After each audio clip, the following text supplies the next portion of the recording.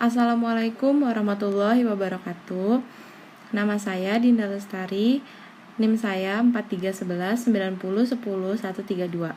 Pada video kali ini, saya akan mempresentasikan tugas besar 2 Bisnis Internasional yang berjudul Analisa Politik, Ekonomi, Sosial Kultural, Teknologi, Lingkungan, dan Hukum dalam Bisnis Internasional.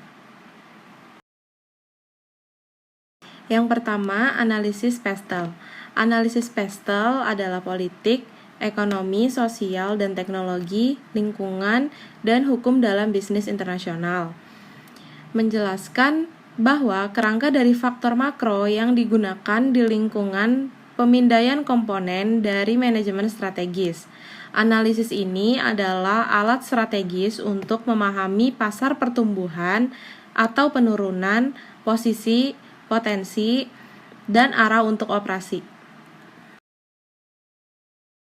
Ada pentingnya analisis PESTEL.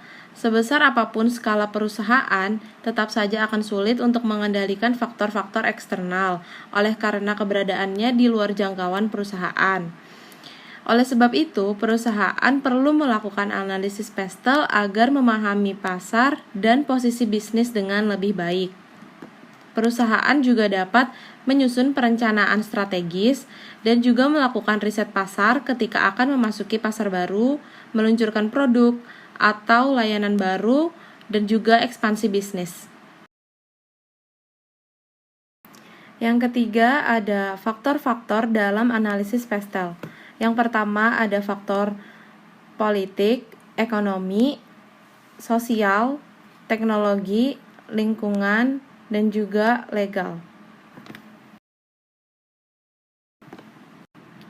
Keuntungan dan kerugian analisis PESTEL.